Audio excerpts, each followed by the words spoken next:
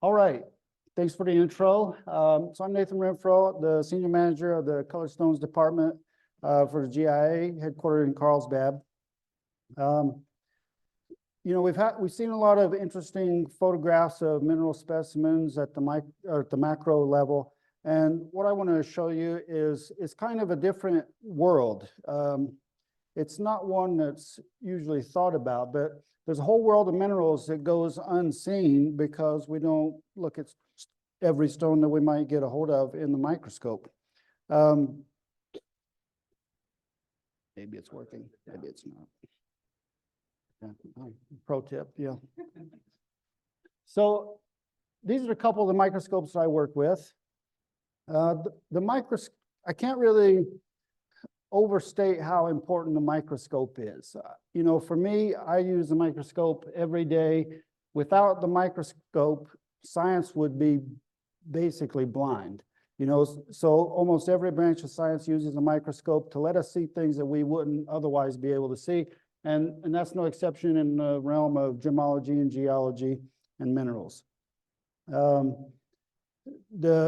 microscope on the left here, this is the one I use at GIA. This is a Nikon SMZ 15 or 25.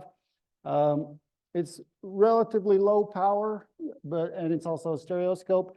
But one of the most important things about both of these microscopes is the ability to attach a camera on the top, so that not only can I see it, but I can share it with you if I just hit the shutter button on the camera. So being able to record those images lets us distribute information and share that information easily. And that's where the microscope combined with the camera becomes a really powerful educational tool and lets us communicate our observations with a big audience. So rather than me just staring in the microscope late at night and having to yell at my wife to get up out of bed and come take a look, you know, I can take a picture and show her in the morning of what cool things I might have seen.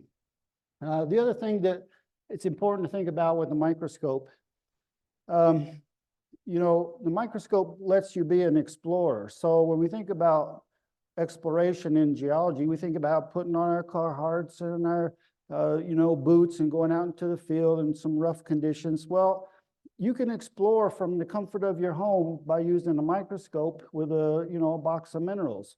And, you know, you can do it anytime. You don't have to get on an airplane. You can just, it's a really convenient way to explore. And when you put a sample in the microscope, you may be the first person to see inside that stone. And there might be things in there that haven't been seen before. And the only way to find out is to look. So if you don't have a microscope, you might get one. You might have some cool stuff in your collection that's just right in front of you, but you just can't see it because you haven't looked at it closely enough. The microscope on the right here, this is one of my microscopes at home. This is a vintage Zeiss that I rebuilt. It lets me look at the surface features in great detail using a technique called differential interference contrast. I have a few examples of those stones in this presentation as well. All right, so let's just jump into sort of some of the strange things that I've seen in the microscope. The first thing is, this may rank in the top 5 weirdest things that I'd seen in the microscope. This is Mineralogy in diopside. Now, when I first saw this inclusion, Mineralogy did not exist. And so looking at this, and you know, this stone belongs to the John Cuevo Inclusion Collection. And I was looking at this, and I did Raman analysis to try to figure out what it was. You know, I ran it through the rough database, and there was no matches, and so it's kind of left you scratching your head. And also, you might notice the morphology is a little bit weird, and so not too many clues of what it could be based on what it looks like. So this sort of whisker and wheel structure sort of became characteristic of this kind of mineral. So this stone got put in a box and put away for about 4 years. And then in 2016, a couple of guys who are a lot smarter than me characterized this material and identified and named this mineral Mineralogy, which is a mineral in the cylindrite group, which is not anything that I was familiar with before 2016 when that came out. And so when the Mineralogy paper was published, I saw some similar features in a tanzanite, which is also from Mineralogy. This diopside's from Mineralogy, Mineralonyites from Mineralogy. And it all started coming together that these sort of black whisker looking weird things might be the same mineral. So I took my Raman spectrum that I had collected 4 years earlier, and I sent it off to John Jazak in Michigan, who published a paper on Mineralonite, and said, hey, do you think this is also Mineralonite? And at that time, he had also found Mineralonite in diopside. And so we wrote a little note together and published it in Gems in Gemology on Mineralonite. But this is one of the most striking, weird inclusions that I've ever seen in my life, and it may always rank up there in the top. So I thought I'd just start with that one because it's hard to beat that. So you just never know what you might see. Mineralonite, both the fibers and the discs? Yes. Oh, Yes. thank you. If you want to know more, you have to talk to John Jazak or Mike Rumsey, because I can't tell you more than that. So that was a fun one. This is something a little more common, hematite and quartz. So these are really fun because on the image on the right, you know, they look a bit like chessmen. Doesn't take a whole lot. I don't have much imagination, but what imagination I do have, I can clearly see that looks like a chessman, at least a pawn anyway. And so these are kind of interesting because these inclusions, they form syngenetically with the quartz host. So they form on a phantom plane. So it's clear that while this quartz is growing, there's a change in the nutrient solution where you have an influx of iron, and that iron starts to get precipitated out and nucleates as hematite on the surface of the quartz. And then the quartz and the hematite are competing for growth as they're both growing in this direction. And depending on which one's growing faster, the sort of diameter of the hematite will change. So if the hematite's growing faster, it'll get really wide like it is at the base. Or if it's growing a bit slower, it'll taper down. And now, I have no idea what the rates of growth are, but it's really the rates relative to each other, the inclusion versus the host. And then at some point, after all of the iron is cannibalized out of the system, when you run out of iron, you can't grow hematite anymore. And that's where you have the truncation of the hematite inclusion. And then they're completely trapped by the quartz host. And it makes just sort of an interesting little inclusion scene that looks like a chess piece. This is a bit of a weird one that I came across just a few months ago. Looking at this in the microscope, my mentor, John Cuevla, and I, this is also his stone. A good number of these stones are from the John Cuevla collection. And we were looking at the pleochroism in this material, which is kind of this vibrant magenta color to this sort of straw yellow color. And we'd seen that kind of pleochroism before in piemontite. And so we were kind of speculating, well, maybe this is piemontite. Well, piemontite's part of the epidote group, so I analyzed one of the inclusions that broke the surface, and instead of getting piemontite, I got epidote. And so I thought, well, that's weird because epidote's not, I don't think it's really supposed to be pink, because all the epidote I'd seen before was kind of brown to green. So we got chemical analysis on it to confirm if it had enough manganese in it to be considered piemontite. It did not. It actually is pink epidote as an inclusion in quartz. It's the first time I've ever seen pink epidote. It's certainly the first time I've ever seen it in quartz, but they also just look really cool.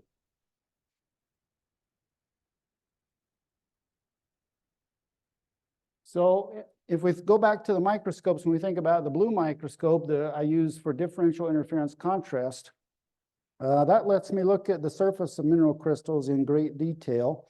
And this topaz was quite interesting. It had these, what I call crop circles on the surface, and that's where there was some sort of radial mineral that was deposited on the outer surface of the topaz, and then it was subsequently dissolved away, leaving behind these mineral casts.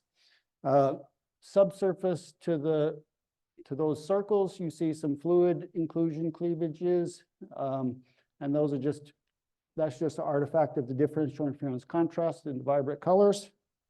Just sort of a fun example of a topaz surface.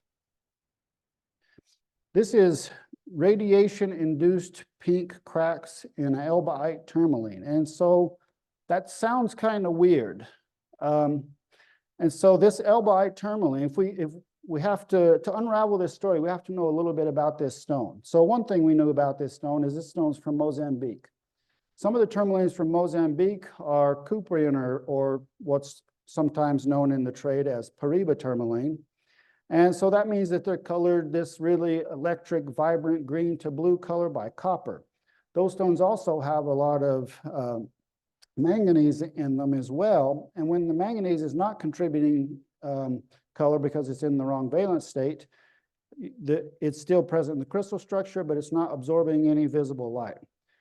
But when the valence state of the manganese is changed, it can contribute to color. So what we have in this stone is a series of cracks that radioactive fluids have entered into the cracks and caused local radiation damage that have changed the valence state of the manganese so that it now will contribute to the color and produce pink staining that's local to the crack. And so it's not a dye and it's not trapped inside the crack. It's actually outside the crack in the crystal lattice of the tourmaline that's shown as this pink unusual zoning that conforms exactly to the surface of the fractures in that stone. This is epigenetic mobile mineral grains in aquamarine. And so this is a negative crystal. And so when we think about negative crystals, that's basically we have a void in the host that has the crystal shape or the crystal structure of the host mineral, in this case, aquamarine. So all the crystal faces you see are defined by the host. But this void, it had a fracture that allowed fluids to enter into that negative crystal and deposit these clay-like minerals into that void. And then the fluid dried out, leaving behind this dry, sort of powdery clay that would tumble around in this void as you sort of move the aquamarine crystal around. And this may be similar to what is in your sapphire.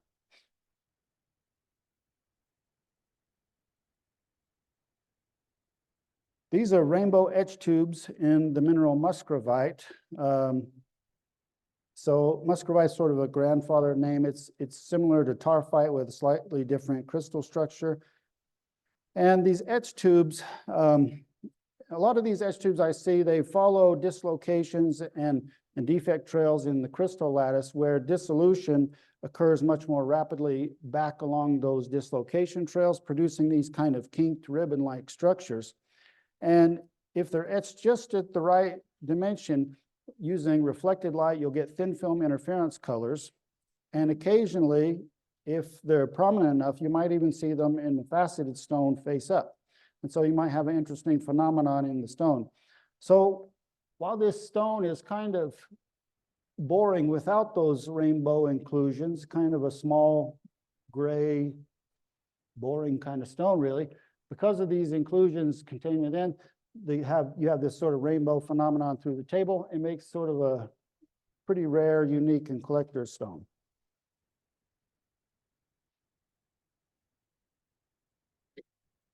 When I'm looking at stones in the microscope, I usually like to look at them with lots of different lighting.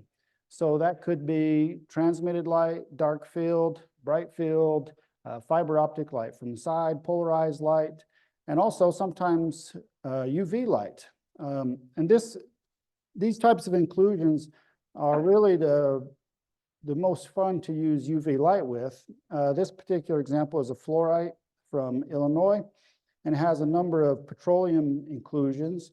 There's a methane bubble trapped inside, and there are hydrocarbon solids, as well as the petroleum. And then when you shine the UV light on them, this is just a long wave UV, all of the petroleum components fluoresce this really brilliant blue color.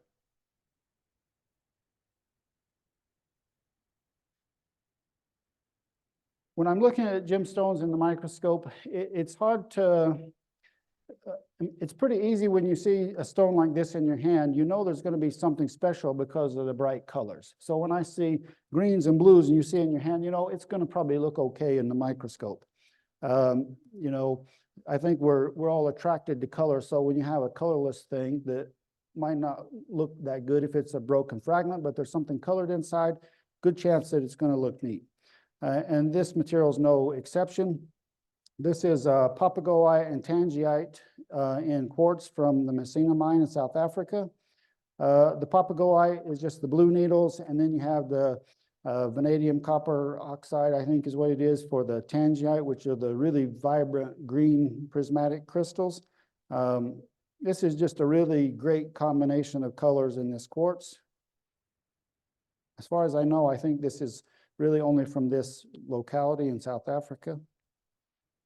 Oh, wrong direction. Oh, just a duplicate. And here again is the Paraiba radiation stained tourmaline. We've been there and talked about that already. Here's one that's kind of strange. This is what I call drifting rutile in quartz. So saw a couple of photos earlier of rutilated quartz, which, you know, as far as inclusions in stones, it's hard to go wrong with rutilated quartz.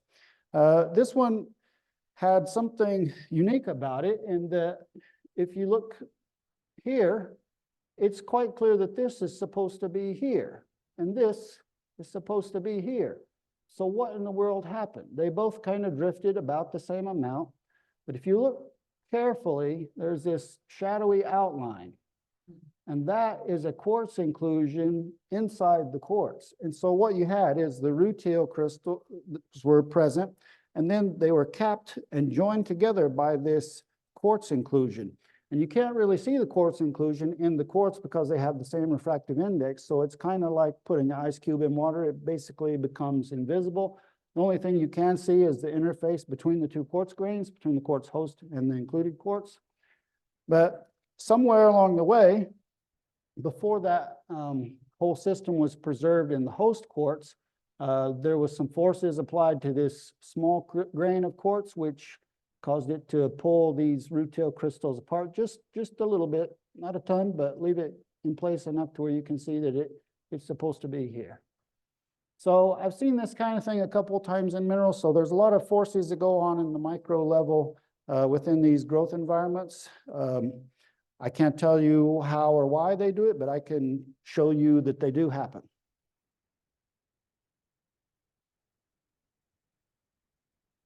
I like this photo. It's kind of fun. So this was a really big stone. This is also in the John Quaveler collection. This stone's about this big, and the field of view is quite large. You know, it's half an inch or so, a little over half an inch. And right in the center is a monazite inclusion, which has a lot of radioactive elements within its structure. Those radioactive elements, they bombard that topaz host with alpha radiation. The alpha radiation decomposes the crystal structure local to the monazite, and that decomposition of the structure creates strain. That strain gets relieved by cracking. And since topaz has perfect cleavage, the crack happens on the weakest plane, which is the cleavage crack. And then when you have the cleavage crack, you have this really nice display of interference colors using reflected light. So this stone was cut specifically to highlight this inclusion, and I think it worked out pretty well for that stone. This is one of my favorite kinds of quartzes that I've seen. This is covellite in quartz, so it's copper sulfide mineral. And one of the interesting things about this material is when you look at the covellite inclusions in transmitted light, they are very much green. But when you look at the same inclusions in reflected light, they are the most vivid shades of pinks and purples that you can ever imagine. And so when you have a cabochon of this material or a faceted gem, when you have reflected light, you have this vibrant pink glitter effect across the stone. That's what we define as being aventurescent. And so it's one of the more interesting phenomenal types of quartzes, and it's sold in the trade as pink fire quartz. This material is from Brazil. Here's another fun example of petroleum in quartz. This material is from Baluchistan, Pakistan. And what you have inside is a methane bubble, the yellow petroleum liquid, some solid hydrocarbons here, and then around the outside, you have water. And so the oil and the water, they don't mix. So you have four components in this fluid inclusion. You have the gas, the methane gas, the petroleum, the solid hydrocarbon, and the water. And then when you use UV light, the yellow petroleum fluoresces this really vibrant blue. And the next one, since we've had some talks on pseudomorphs, this might be fun to see. This is helolite that has altered to cuprite in quartz. And so helolite is a hydrous copper silicate mineral. Typically looks like these little hot air balloon kind of structures. And usually these inclusions are anywhere from green to blue. And this is the only red one of these that I've ever seen. And so what's happened is that there's a fracture that kind of intersected this inclusion here, and fluids from the outside came in and altered the helolite and converted it into the copper oxide cuprite, except almost. If you look sort of under the skirt here, you can still see there's a bit of a remnant helolite left, and all of the red material is cuprite. So that's one of the more fun. I don't collect too many hand specimens, but I do have a pseudomorph in my collection, it turns out.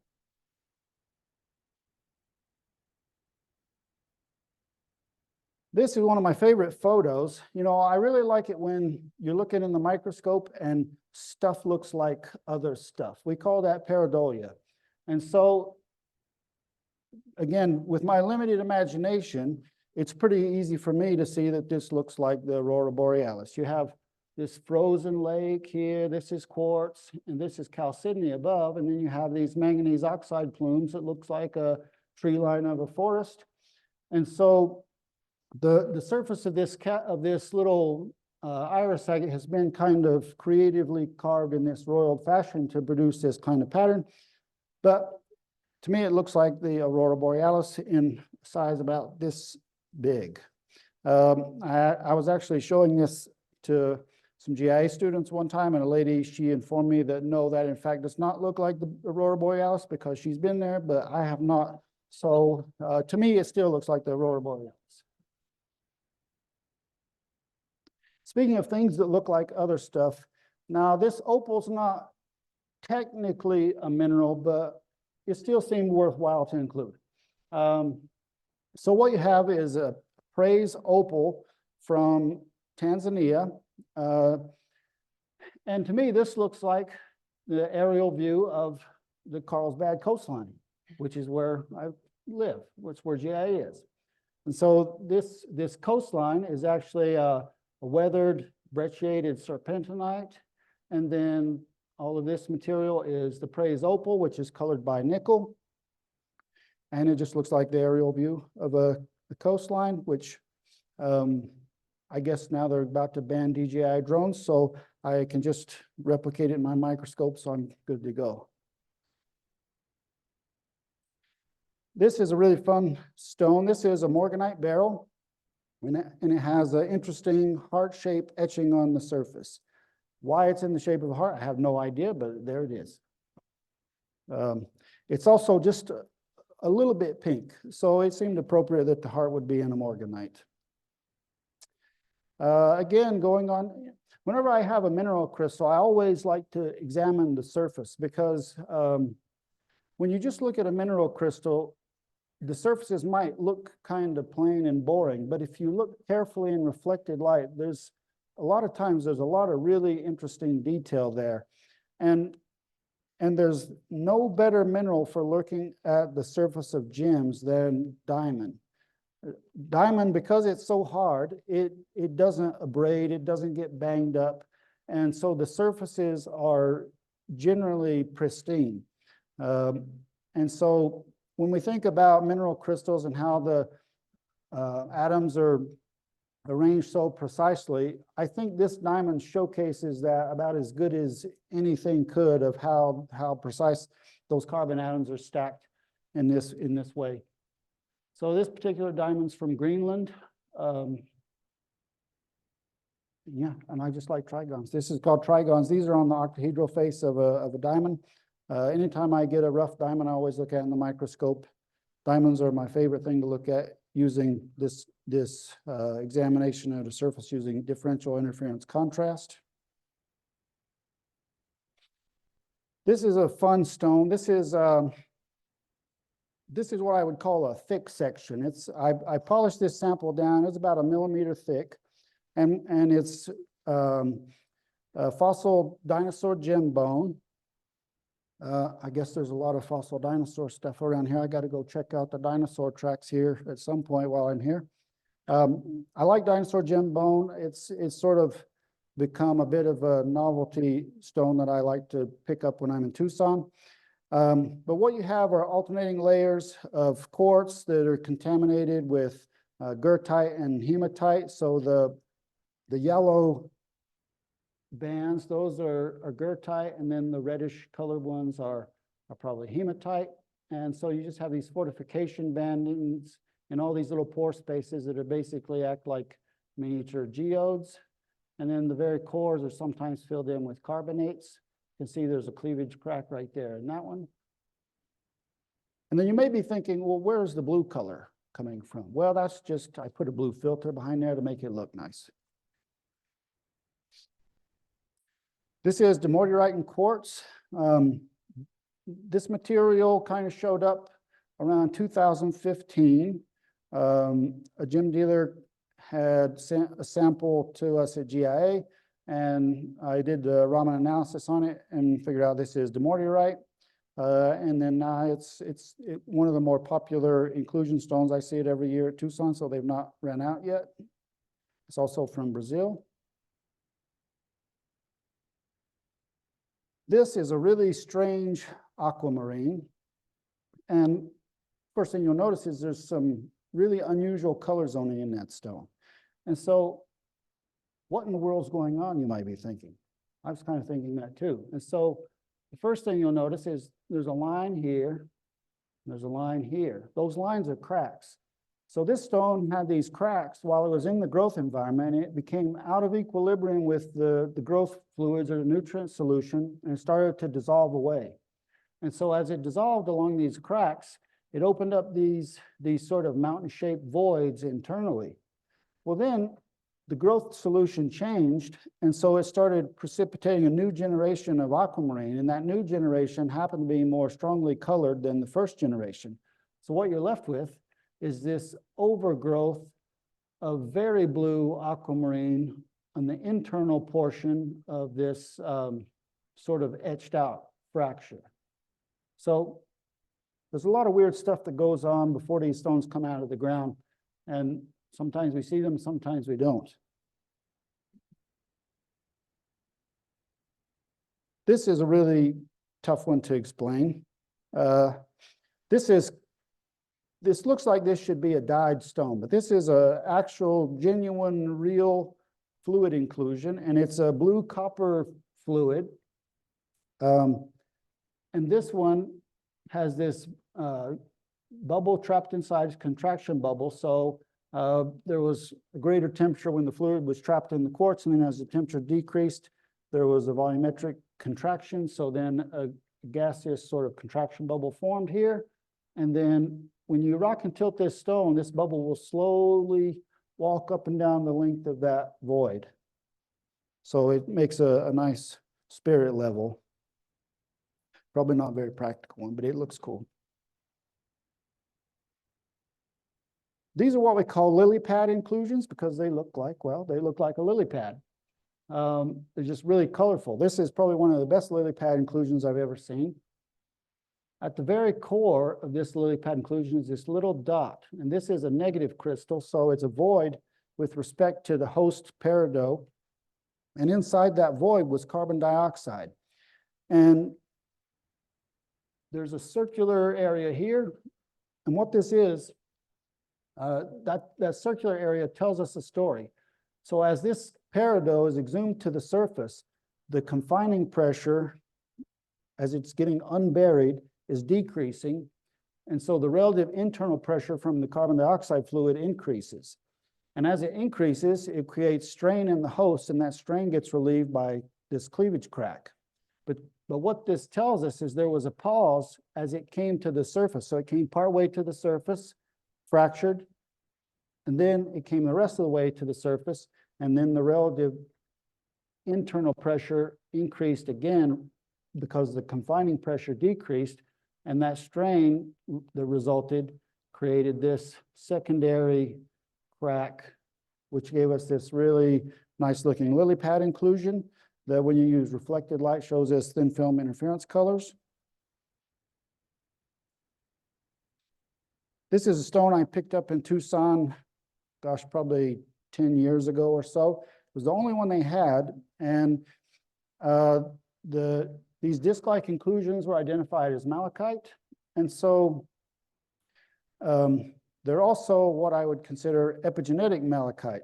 So when we're describing inclusions, there's three main terms that you would use to describe the relationship of the inclusion to the host. There's protogenetic, meaning the inclusion grew first and then was trapped in the host. There's syngenetic, meaning the inclusion and the host were growing at the same time.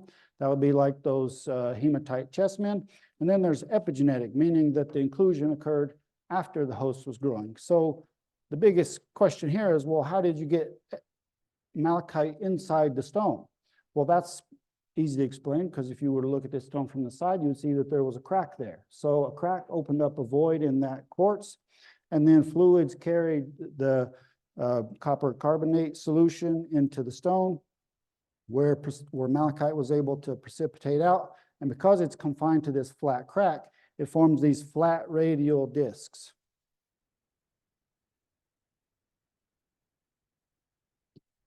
This is just a fun stone of pyrite in quartz.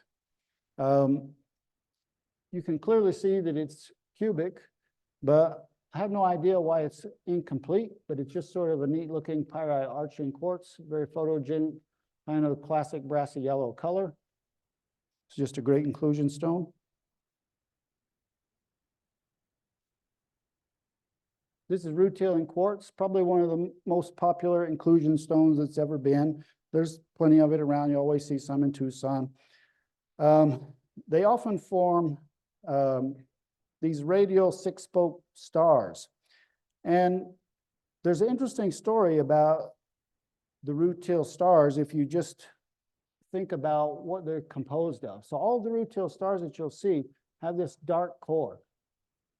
And this dark core is often attributed to be hematite, but it's probably, in reality, very titanium-rich hematite or possibly even ilmenite. And so these cores are growing first. So you have this titanium-rich hematite growing, and as it's growing, it's depleting iron and titanium out of the growth solution. And what happens is it runs out of iron. Once it runs out of iron, it can't continue to keep growing. And so there's an excess of titanium in the solution that still wants to keep precipitating out. And so that's where you have this conversion from this hematite or this titanium-rich hematite, ilmenite, to the point where you start nucleating rutile, which is just titanium oxide. So the rutile only needs titanium and oxygen to grow, where the hematite core also required iron. And so this is also why you'll never see this in an amethyst, because an amethyst also requires iron to be purple. And so if there's no iron in the growth solution, you can't color the stone purple. If you find one in an amethyst, let me know. I might be wrong. On our theme of things that look like other stuff, this is a chalcedony that has what looks like wheat to me, but these are just sprays of the hydrous iron oxide goethite.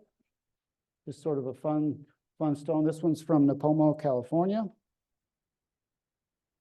I also really like stones that have gems inside other gems. I think, you know, if you're going to buy a gemstone and you get a bonus gemstone, that's always a great thing.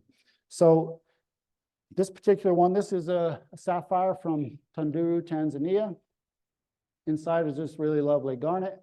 And all these little dark crystals, these are rutile crystals. And these are protogenetic. We can tell that they're protogenetic because they're rounded. And so when we think about a protogenetic inclusion, it exists, But what has basically happened is it's floating around in the growth solution before it gets trapped into another mineral, and it becomes out of equilibrium with the fluid, and it starts to dissolve away. And all the sharp edges of that inclusion get removed because those are the highest energy areas. So those are the portions that get dissolved away first. And so you're left with these sort of irregular, lumpy blobs, and that's how you can spot a protogenetic inclusion. Here's another interesting alteration. So when we look inside this quartz, what you have is a void, and the void clearly looks like there should be a pyrite there. But there's no pyrite there. There's a bunch of yellow stuff.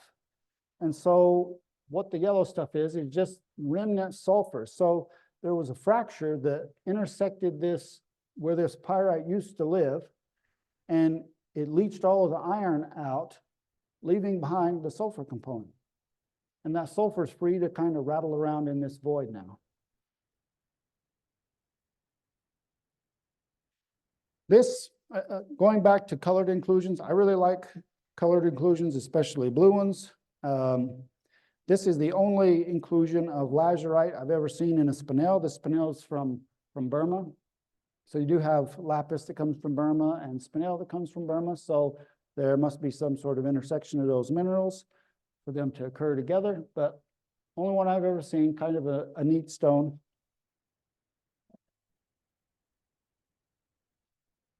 So earlier I talked about the copper-bearing tourmaline that had the radiation staining that created the pink color around the fractures.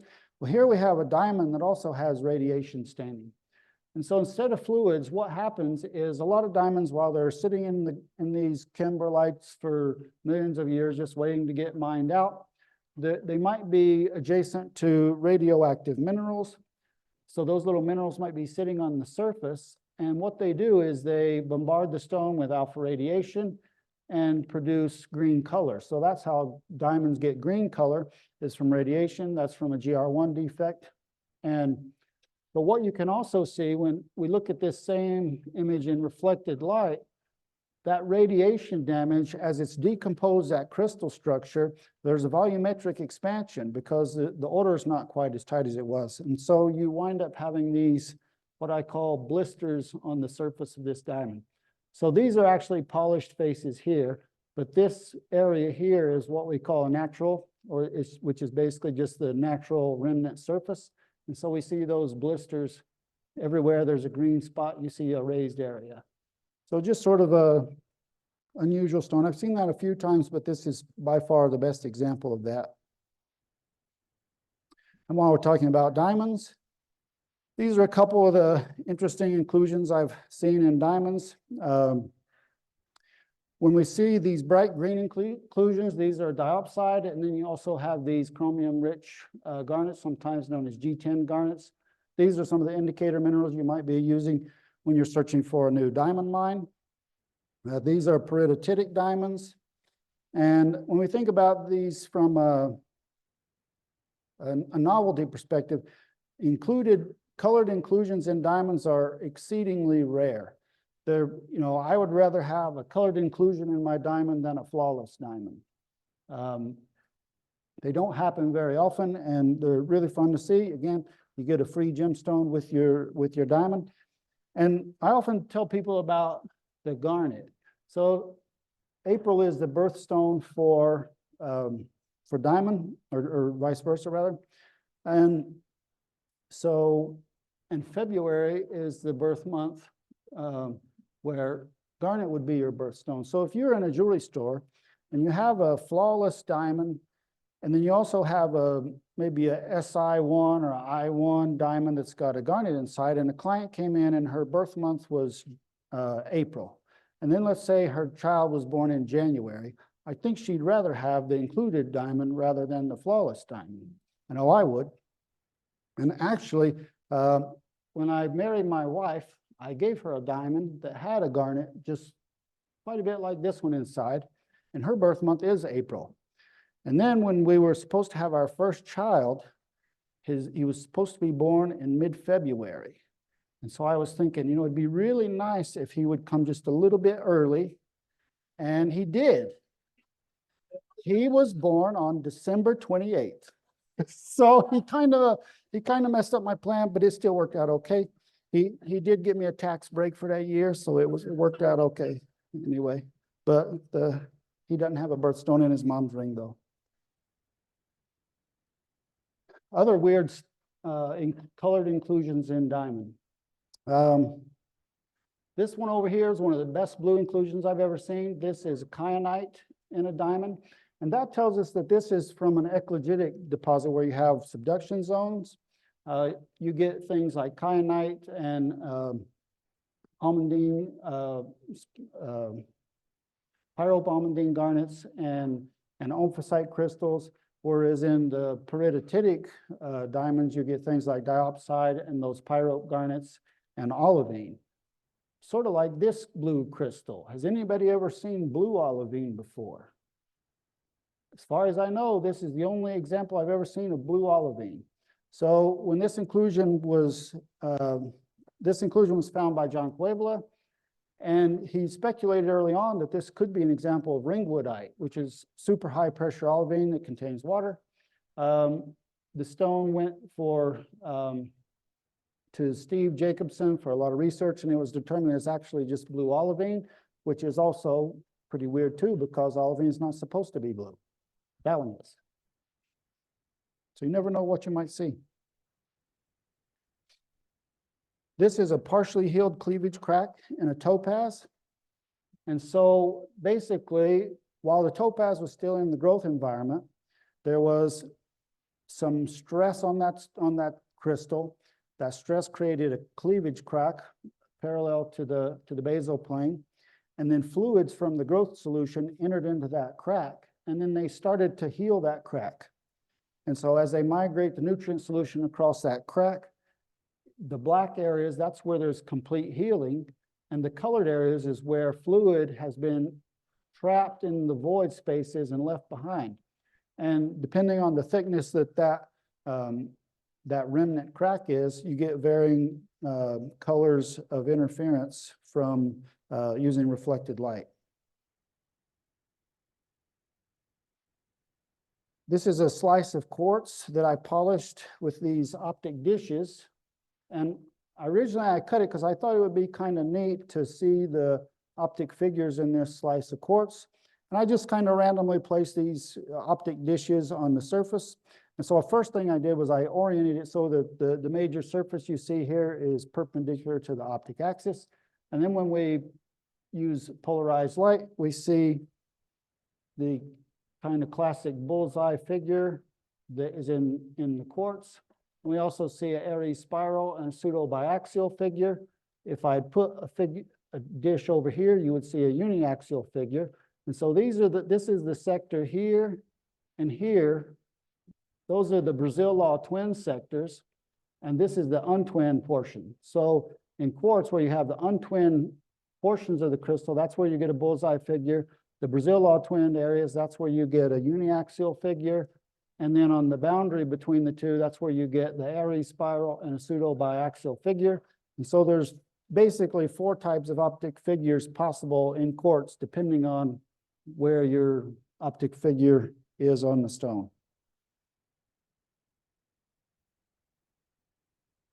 So this is kind of a neat stone. This is a quartz from Madagascar.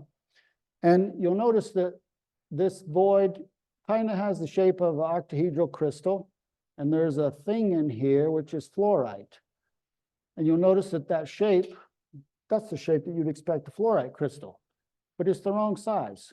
This is a lot smaller than this. So what happened? Well, there was a crack that intersected the inclusion, allowed fluids to come in and start to dissolve away that fluorite inclusion, but it didn't dissolve it completely.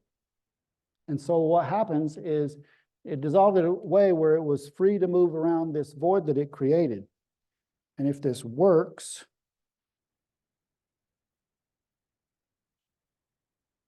there it goes. There it is moving around. So basically what I did is I would take an image of the stone, take the stone out, shake it up, put it back in the microscope, take it out, shake it up, and did that, a dozen times or so until you could kind of get the feeling for how this thing moves around in this void. So just a mobile fluorite in quartz. This is a diamond trapped inside of a diamond. And so it's a green diamond trapped inside of the alpha of a diamond. And there's this little opening where dissolution had worked its way back towards this included diamond and dissolved around the interface between the two. Those fluids also carried radioactive material, which provided radiation damage to the stone, imparting this green color. And this diamond is too big to fit through this little opening. But the opening's quite big inside. And so kind of doing the same trick, that diamond inclusion can kind of move around inside there a bit, but it can never come out. So these kinds of photos, they take a while to make. So you have to kind of make a little jig and mount it and then be able to put it in exactly the same registration and then animate it into what you see here. That's probably, I forgot to put it on a couple of these. That's probably 2 millimeters or so.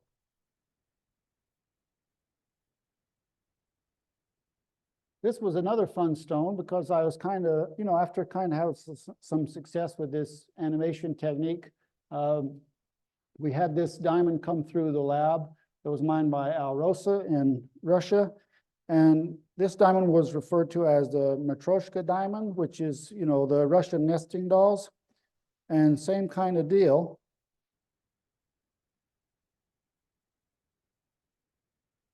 That diamond, it has some very small holes kind of on the side. This was a bit of a twin diamond from what I remember, and the holes kind of were on the side so that it kind of etched out this void around this remnant crystal, and then it was just free to kind of bounce around in there. That was a really cool diamond.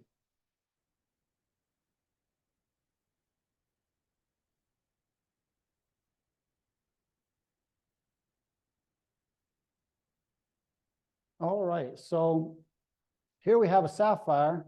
So this is actually a real video, not an animation from a bunch of still images. What you have here, this is I think this was a Sri Lankan sapphire, and you have a negative crystal. So that's a negative space that still has the crystal morphology of the host. You can see this is one of the crystal faces, one of the prism faces, and it's parallel to this, parallel to this. So, and then this flat surface is parallel to the basal pinacoid on that sapphire crystal. So we know that that's a negative crystal. Inside we have this really large graphite crystal, and then this void, which is filled with carbon dioxide. And something really fun happens to sapphires that have carbon dioxide fluid inclusions. At temperatures below about 31.5 degrees C, the carbon dioxide goes into a liquid phase, and above that, it's in sort of a gaseous or almost supercritical type of phase. So let's just cool this stone down and see what happens.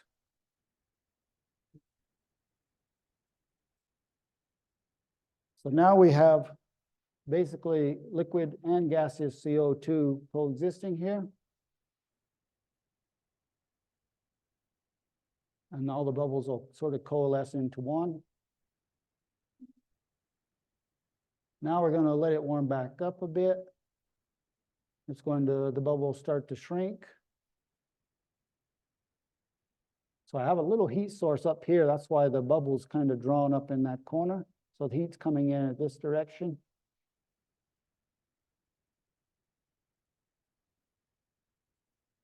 So all these bubbles, they kind of dance around and do some really strange stuff as we kind of bounce around on that temperature boundary. That's one of the more fun fluid inclusions I've encountered. And this is the last one. This is kind of the same thing, but this is in a topaz. What we have is a topaz three-phase fluid inclusion. You have a liquid, like an aqueous liquid around the outside here that's immiscible with the carbon dioxide larger bubble you see here. And then there's a little dusting of solid mineral inclusions in there. So this is a three-phase fluid inclusion. And when we do the same thing, which is cool it down, carbon dioxide, it'll behave the same way. Maybe. There we go. So when we cool it down, we now have liquid and gaseous CO2 coexisting here. And this was quite a large inclusion, so about 1 millimeter across. This was in a faceted stone.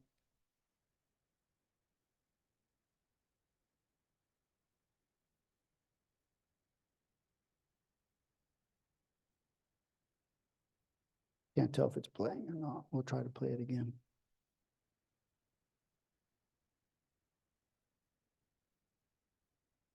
There we go.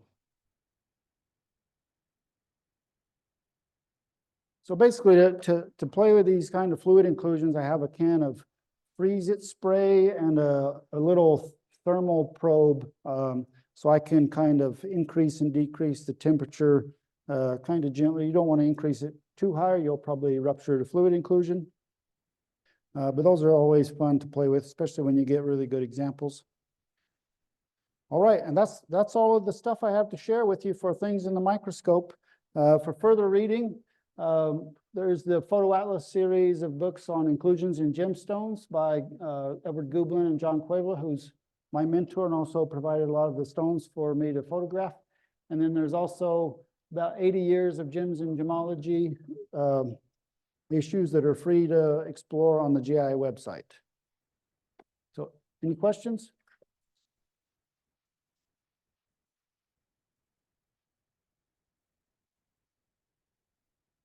All right, we got a few questions, and for any of you watching the time, don't worry, we built in buffer time, so we'll be fine. We won't hold you late. Phil, yours was the first I saw. So, I was curious when you kind of alluded to this, and did you consider doing an update to Google and Photo Atlas and all of Yes. That's the short answer. Awesome. John and I have been working on something for a number of years. It's just slow.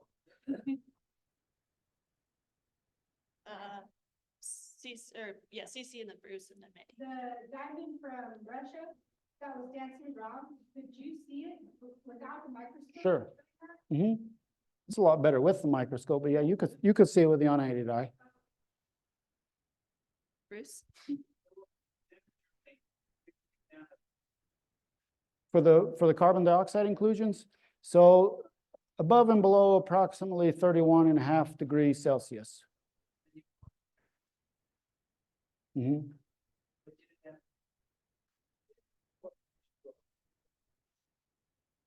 Right, there wasn't any liquid water there was aqueous liquid in the topaz inclusion, so you bring it down kind of slowly and it'll frost up, but when it's under pressure too, I think that modifies the freezing temperature as well. But I wasn't measuring anything like that. That was sort of crudely done. So I know I'm sort of above and below that temperature, but how much above and how much below, just a guess. No idea really. Cool. All right, we'll do one more question. Mandy, you had one? Yeah. All right, make it fast. The pigmentite, or not. Yes, the not pigmentite. China. Where in China? I don't remember, but somewhere in China. Quick question. The green diamond that helps around. You alluded to the inclusion being affected by radiation, not just but what made you think that versus it being exposed to radiation prior to being included? Can you run your question by me one more time? Yeah, so I think you alluded to the green diamond, the other diamond, being affected by radiation after the fact. That was natural radiation from groundwater that had carried radioactive materials into the void, where the interface between the diamond and the host. Why do you think that it happened posthumously versus prior to